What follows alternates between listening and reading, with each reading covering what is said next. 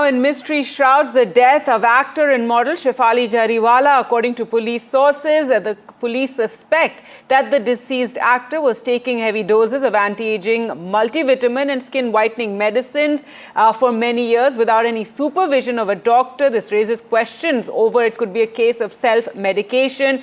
She's also said to have been suffering from epilepsy. In fact, she admitted she'd been diagnosed with epilepsy since she was 15 years old. Doctors also suspect a sudden drop in blood pressure could be the cause of death. The police have ruled out any foul play in the actor's death, and that final post-mortem report is awaited. That's expected today. Let's go across to NDTV's Radhika and Paras for more on this story. And Radhika, first to you, when can we expect that post-mortem report? There's been a lot of shock about the death of Shefali Jariwala, somebody, who came onto the limelight after that, song that was a massive hit, Kaata Laga at the time. And of course, it's been many years since then, but give us the very latest. Absolutely shocking demise, no doubt about it. She was just about 42, and as you said, she was popular at one point. She was also a participant in Bigg Boss just a couple of years back as well. Quite healthy and fit as far as, if we have to go by what her friends and people within the industry have said. But yes, the investigations are underway. It is picking up pace. During Panchanama, the cops did find a lot of anti-aging medications, skin brightening medications, and several other tablets as well. Police are trying to ascertain whether this was prescribed to her, and did she at all take this beyond the prescribed limit, and did it lead to her death is something that is being ascertained at this point. Post-mortem report will perhaps be out either today or tomorrow. It will be, of course, a preliminary post-mortem report at this point. So a lot of mystery surrounding her death. The fact that she collapsed in her house and then she was taken to the hospital, and there, of course, she was brought dead. That's what the doctors there have said. So what exactly was it that she consumed before, she was taken to the hospital, or before she collapsed? We have been given to understand that she was fasting on that day, and then she literally ate or consumed some stale food. That is something that her husband told the police, is what we are being told. But again, we need official confirmation on all of this, because nothing official is coming from the side of the police or from the side of the hospital. Perhaps she may have taken stale food, and perhaps she may have self-medicated herself. That is what may have led to her collapse. She may have suffered from low BP. So these are, of course, speculative at this point. We will have to wait for that post-mortem report. At this point, 16 people have been questioned in connection to the case, including her friends, acquaintances, family members. The doctor who she was frequenting will also be questioned. The place or the pharmacy from where she took that medicine, the pharmacist will also be questioned, is what we are being told at this point. So probe certainly picking up pace, but we are yet to get confirmation on what exactly led to the demise of this young actor. A lot of speculation once again as we await that final post-mortem report. Paras joins us from outside the Amroli police station. Paras, what are the police saying at this point? So right now there is no official confirmation on anything by Mumbai Police, because Mumbai Police is continuously saying that they are investigating thoroughly in this matter, and that's why the accidental death report was also filed, and after that they had seized some of the medicines which were there at Shefali Jariwala house, and it has been sent to forensic department. So they are trying to do investigation very thoroughly in this matter. They don't want to risk the investigation, and that's why continuously they are investigating. They had also recorded statement of multiple people in this entire matter. Still, Mumbai Police is waiting for the preliminary post-mortem report. On the day when Shefali Jariwala died, the post-mortem happened, and after that the report, the opinion of the doctors were reserved, and viscera report and blood report has been also freezed. So it will be very important important to see when this post-mortem preliminary report will come, because after that anything will be said officially by Mumbai Police, because they are not taking any risk, and that's why Mumbai Police is waiting for the post-mortem preliminary report, which is expected to come today. But still we have to wait at what time or when post-mortem report will come.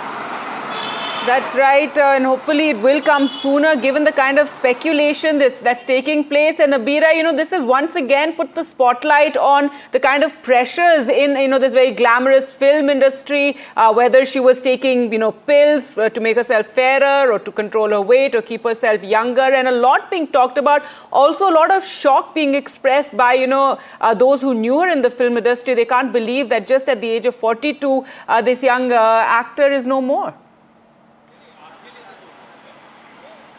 Yes, absolutely. Everybody was in shock when the news broke, and just not that, still people are in shock that how can a 42-year-old who was mostly packed outside her gym and she was extremely fit, how can this happen to her? But the truth is that, yes, there is immense pressure when you are a part of the entertainment industry, especially women, whose career span is very less because a lot of factors play a role in this. While we see actors, the male actors working when they are 60 as lead characters, but not the female actors get to do something like that. But yeah, things are changing, but I would say the pressure continues. It's very common among actors and actresses to go and take these injections, do treatments, necessary treatments, to look good constantly on screen, maintain their body weight. Sometimes people even lose a lot of weight, even what is not expected of them, so that on camera they look the perfect weight they are supposed to. So yeah, there's a lot of pressure. They are always following a certain diet and a skin regime and everything else while they are shooting at the same time. And IV drips are very common among celebrities. I've been covering this for the past 16 years. I've been a part of the industry, and I've seen so many people, and now people are also opening up to it. But let me get you the latest right now. I just spoke to the doctor who was treating her, and he said that he requested not to be mentioned, and also he said he confirmed that Shefali was his client. He declined to discuss, of course, what treatment she was taking and the medication, citing doctor-patient confidentiality. But he mentioned the last time he met her was in March. So this is the latest right now that we can get you on NDTV. Right, Abira, you're outside that clinic which she used to visit, and that's really what's come into focus. As Radhika was telling us, even the doctor is going to be questioned by the police. What the police have revealed so far is that she had anti-aging and skin whitening medicines like glutathione that were found at her home, and possibly that she was taking this for a long time. We still want to know whether these are the ones the doctors prescribed, how long she had been taking them. So all this is a matter of focus. Absolutely. But like I said, the doctor refused to talk about the treatment that she was taking and the medication on. And also he said that, we will all wait for the postmortem report and see what comes out. But for now we know that the last time she visited the doctor was in March. All right. And Radhika, as we were saying, this has really put the spotlight once again on the pressures of the film industry. And in the past also, we've had these kind of sensational cases taking place even after the very tragic death of Sridevi. All these issues had come into focus. And once again, we're seeing it in this case. Therefore, really looking to see what that post-mortem report will finally reveal about this tragic death. Absolutely, it does bring to light pressures of the film industry. We know for a fact that when we were covering Sushant Singh Rajput in the beginning, of course, there were a lot of speculative stories surrounding his death. But one of them that stood out was nepotism in the film industry, how he was under pressure, how there was a cartel that was operating within the industry which did not allow newcomers or outsiders. So that was one angle that we were looking at when we were covering Sushant Singh Rajput's death. Of course, there were many angles that, unfolded throughout over over a period of time post his death. But once again, this puts a question mark on the pressures of the pressures actors suffer, and of course the pressure to remain young. As Abira had been pointing out, they are being given medications to remain young, to look fairer, to look slimmer, so that they continue to get roles in the industry. That's right. And Paras, given the kind of spotlight this case has, how it's being covered in the media, even the police are, facing that same kind of pressure, as many questions are being asked, and therefore there's pressure also to come out with, some sort of information to give the media, some sort of, once the post-mortem report is there, at least then they can put all this speculation hopefully to rest. Rightly said, because this is a very complicated case and Mumbai police doesn't want to take any risk, and that's why they are investigating this matter very thoroughly. I am continuously saying that there is no official confirmation from Mumbai police on anything regarding the investigation, but that's why Mumbai police is very much thoroughly investigating this case, and they had multiple people statement which has been recorded by Mumbai police. So once the post-mortem report will be out, we can hope that Mumbai police will speak officially on this entire matter. We had seen some of the matter where there was many speculations done by media, and that's why there is immense pressure on police also to investigate properly, and that's why they are also investigating it very thoroughly, and we hope that post-mortem report will be released soon in this entire matter, and all the speculation will be come to rest, and official version from Mumbai police will be given.